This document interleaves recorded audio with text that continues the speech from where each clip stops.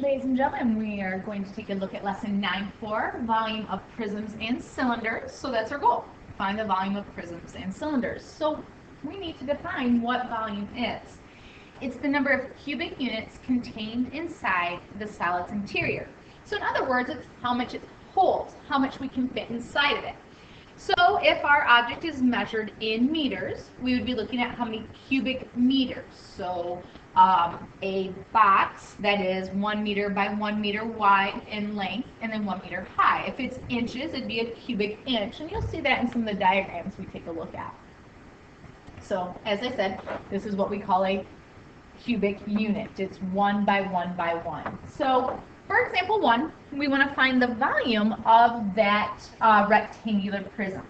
So determine how many cubic units will fit in there. So the base is 5 units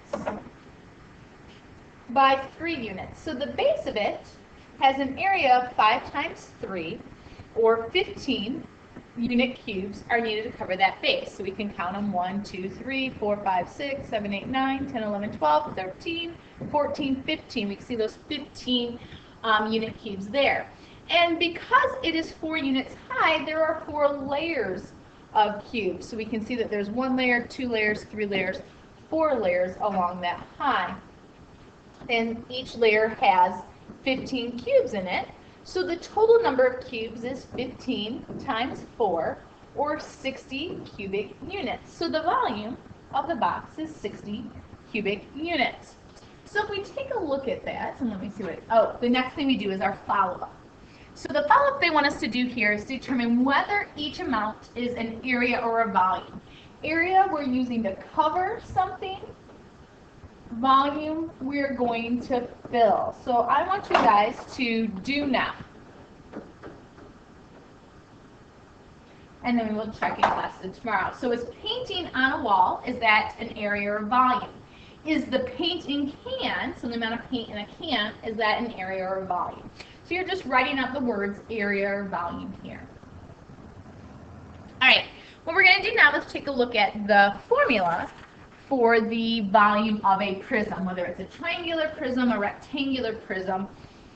The volume of a prism is the product of the area of the base and the height. So if you notice, there's that big B again.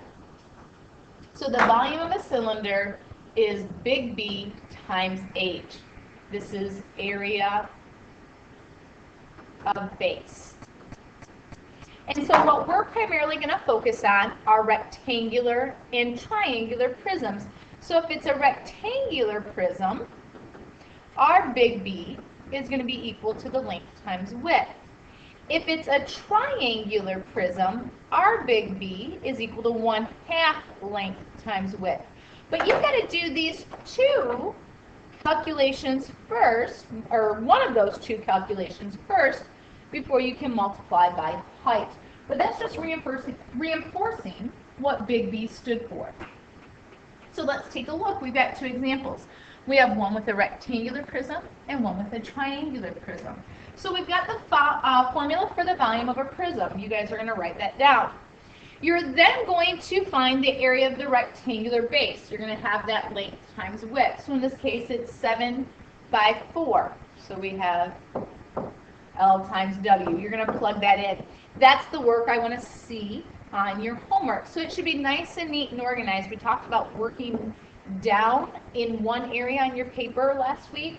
I want to see the same thing today.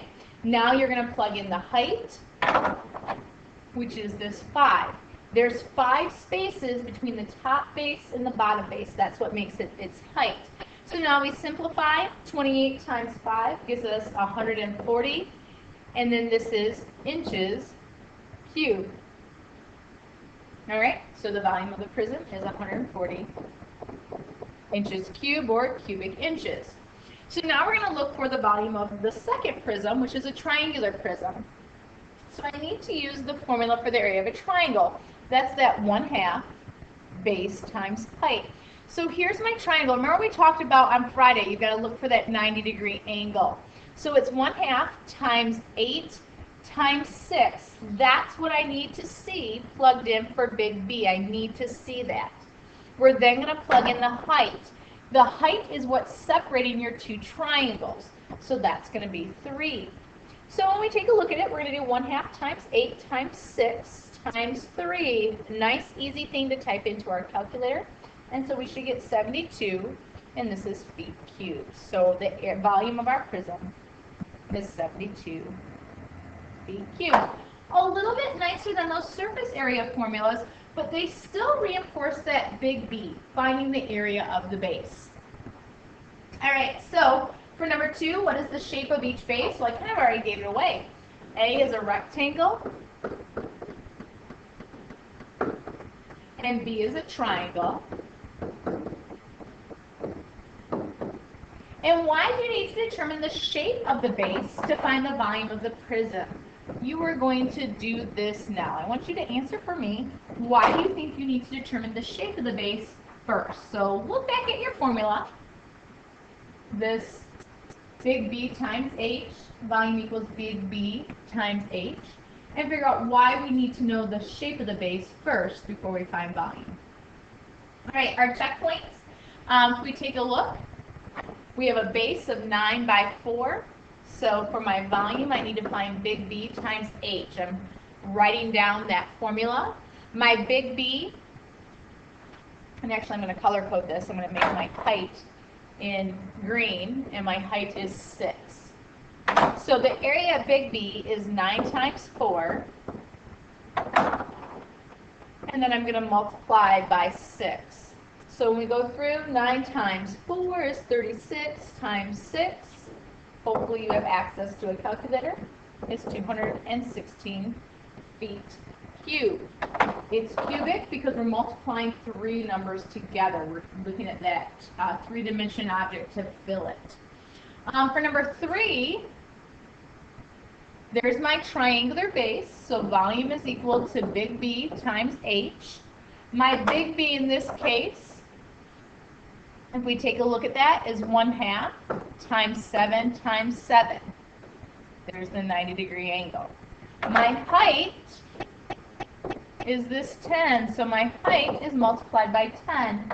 So I have to do 1/2 times 7 times 7 times 10, and we get 245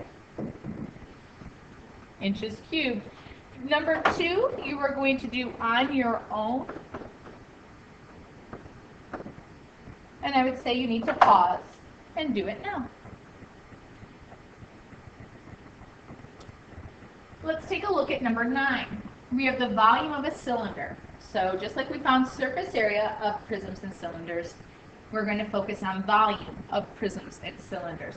So the volume of a cylinder is the product of the area of the base and the height.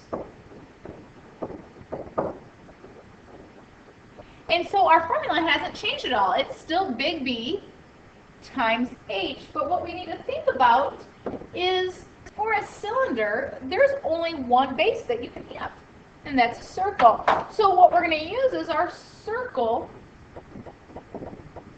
formula. So it's pi r squared times height. That's what we're going to use to find the volume of a cylinder. So let's take a look. We've got an orange juice container and a can of tuna. We want to know which cylinder has the greater volume. So I actually need to find each volume. The radius for the orange juice can is 2, and the height is 6. So I'm going to use my formula of pi times 2 squared times 6. When we take a look at that, they give it in terms of pi. And so what that means is you're doing 2 squared, which is 4. And 4 times 6 is 24 pi. You want to go to your calculator and type in 24 pi, round to the nearest hundredth, and we have 75 point, this is 39, it actually be, it's 0.398, so it rounds up to 75.40, and this is inches cubed. The volume of the tuna can has a radius of 3, and a height of 2. The height separates the two circles. So it's going to be 3 squared times 2, which is 9 times 2. So we have 18 pi. Well, right here I know which one is bigger. 18 pi is less than 24 pi. So this gives me 56.55 because it's 0.548. So the 8 rounds the 54 up to 55. And this is inches cubed. So when we compare them, 75.40 is greater than 56.55. They're the same units, inches cubed, so I can just look at the numbers there. And so I noticed that the orange juice can, the OJ can, has the greater volume. So you have 3 on your own. It says round to the nearest whole number. We're doing the nearest hundredth. Okay, so let's take a look at one more together. I know volume is big B times H, but for this cylinder, it's pi r squared times H. The pi is always going to be there. I have r squared, which is going to be 2 squared times 3. Now you can type this expression directly into your calculator. So you can go second pi, 2 squared, and then times 3. And we get V is equal to 37.699, rounds up to 70, and that's going to be feet cubed. If we take a look at number 6 is a little bit different because they give you the diameter. So if this is the diameter, that means you've got to slow down and think. 2 meters is what makes up your radius. So we can't just throw numbers into a formula. We have to think it through. So for this problem, we're going to have big B times H, so the area of the base, pi r squared, times H. Plug in what we know. Pi is going to be that constant that's there. But the radius this time is 2 squared, and then times a height of 10. That's the segment connecting, or the distance between the 2 bases. So we're going to type into our calculator pi times 2 squared times 10. And we get volume is equal to 125.66. The 3 is not big enough to round the 66 up to 67. And then it is meters cubed. And so, ladies and gentlemen, you are going to number 5, do now, so that we can check that in class. All right, hopefully volume, after all the work we did with surface area, is making sense and clicking for you guys. And we'll see you tomorrow.